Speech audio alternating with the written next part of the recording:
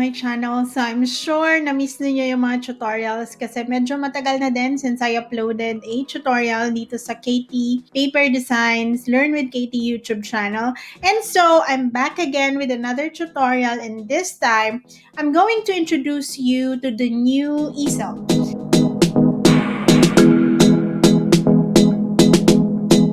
If you have been using it already, I'm sure medyo napansin ninyo na parang nag-iba na yung interface niya. And don't be shocked because nagbago talaga siya. And right now, if you wanted to create an account, you don't have to go to the old login page anymore. But I recommend for you to create your account using the link app.easil.com. So again, the link is app.easil.com. I'm gonna post the link on the description box so that i-click nyo na lang siya kung gusto nyo mag-create ng account. So, our tutorial today is actually about what to expect after you create your account. So, after logging in to the new account that you created, makikita nyo itong window na ito. It's a pop-up window. It will welcome you. It will say, welcome to Easil, and then we can't wait to show you around so you can start designing like a pro with on-brand DIY design. Let's get started. So, if you want to have a little walkthrough on how the Easil interface is, you can click on Get Started and a little tutorial will come up. You can also skip if you don't want to have that, but I strongly suggest that you click on Get Started, and that's what we are going to do right now. So I will click on Get Started, and it will introduce you to the interface. So here it says, welcome to where the magic happens. The templates tab contains all of Easil's pre-designed templates ready to get you creating. So ito yung mga isang reason kung bakit I really like using Easil kasi ang ganda ng mga templates nila. Very modern and very eye-catching talaga. Now, the workspace tab on the other hand is where your copies of designs live. So, kung nag-design ka na, kung may ginawa ka ng Facebook post or Instagram post, ganyan, mapupunta siya sa workspace. Hindi siya hahalo sa templates. So, ito yung dinidiscuss ko ngayon. Templates is where the templates of Easil lives, and workspace naman is the place where you can find your designs. Now, you can access them at any time to edit or to download. So, yun yung sa workspace. Now, you can click skip or you can click next. But of course, we need to click on next. So, let's click on next. And here naman on the right side, you will see sizes. Here, it will ask you, ready to start designing? Choose your template size from dozens of options. So, dito, if you want to choose the template that you want to use, please click sizes and may drop down na mag-appear, and then just choose whatever you want to work on. Alright? Now, when you're ready, you can click on next, and then it will show you again another window. It will say, ready to design like a pro. Let's continue by taking Easil's editing tools for a spin. You won't believe how easy it is. Yes, sobrang easy. Para lang siyang mahirap, pero sobrang dali niyang gamitin. Once you get to know kung nasan yung mga tools na gagamitin mo, and you know exactly what you want to do.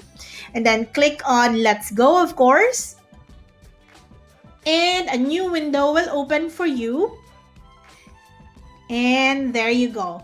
It's here. Select the text. So we can select the text if we want to, and then it will guide you. This is a little walkthrough from Easil. So parang tutulungan ka nung artificial intelligence ng Easil para makapaggawa ka ng sarili mong design at the first instance. Yung pagka-login na pagka-login mo. So next, edit the text, type something new and witty. Alright, so whatever you want here. Instead of summer flash sale, you can just highlight it and change it to maybe super duper fun summer. Oh, di ba? Ang cute nung Super duper summer. Yes! Andito yung baby ka sa tabi ko. Narinig niya yung name niya. So, her name is Summer. So, that's why she reacted. Alright, so you can adjust the size if you want to. And then... I like little summer. Yes. Alright, click on continue. And then it says here, select the image. So, to select the image, you have to move your mouse over the image and click it. So, kapag nakita mo nang medyo nagbago na yung color, just click it. Alright? And pag nakita mo na yung bounding box around it, it will tell you, click the image icon to open the images panel, ready to upload an image. Ayan. So, eto naman, yung images panel. So, mukha siyang parang may triangle on the side, tas may tuldok. So, click on that. And then it says here, upload your first image. Select the image upload button. A window will open for you to select and upload a cool image from your own library. So, pwede kang mag-upload ng message mo, So, pwede kang mag-upload ng sarili mong image galing sa computer mo. So, Easil will upload the image ready for you to use. Alright, so click here. Ay yung may plus sign. And then, I'll probably search for stack or whatever keyword that you want to use to search for your photos. So, say for example, I'm going to use this one. Ayan. So, i-upload ko siya. And then, I'm going to drag the image onto the canvas. Medyo, it takes a little bit of time tong image na to kasi hindi ko siya niresize. So, medyo malaki siya. So, that happens. If that happens to you, probably malaki yung file mo or bagal yung internet mo. So, I can just, since highlighted na siya, I can just drag it to here and then drop it. Alright, we'll change the color scheme. It can read your mind. There you go. The color palette will appear on the action bar. Ito naman po yung action bar sa taas. Okay, so I'm going to X out of this. Alright, so here's the color palette. So ngayon na nakikita natin would be blue and then the peony colors. So it says here image colors and then yung blue. Ayan. So, there you go. Now you can try to edit your file some more or your design some more. So, I'm just gonna delete some of the stuff right here. Tapos, ibababa ko siya. And of course, I'm going to change the blue kasi parang off yung color niya compared to the pink na nasa image natin. So, I'm gonna click on the color picker.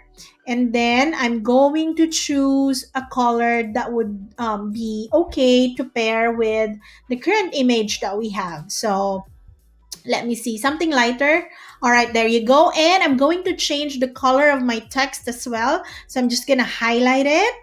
And then, I will choose the color picker again. And there you go. Super duper fun summer, or you can also change that again if you want to. So, super duper fun summer. BLOOMIN, PEONY in the spring. So, something like that. So, napunta doon yung apostrophe natin. So, I think I'm gonna just move that a little bit so you can expand your bounding box for your text para magkasya yung text mo and okay na siya. Now, all you need is probably your website or your Instagram account or your Facebook account or maybe your logo, a little bit of your logo right here at the bottom.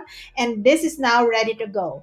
You can use this as one of your Instagram stories. But of course, we're not ending there. If you want for this to be more personalized, you can go here on top, just click it, and then change the file name. So that's Peony Photo, probably if you want, or you can say Peony Spring. Or you can just simply say pink peony. That should be okay as well. So now, your work is automatically saved actually. You don't have to do anything manually to save it. All right? So if you want to check it, you can go again to app.easil.com. Alright, I'm still logged in, so I would expect to see the design that I just created sa workspace ko. So, eto na siya. Again, it would take a little bit of time until it loads, and voila, there's your work already. Kanina, di ba, empty siya kasi wala pa tayong design na ginawa. So there you go. That's how easy it is to create your first project in Easil. Again, what you need to do is to log into app.easil.com. Now, if you are from the Philippines and you wanted to be a member of our community for Easil enthusiasts in the Philippines, or maybe if you're Filipino and you're from the rest of the world, or you're not in the Philippines right now, of course, you can still join.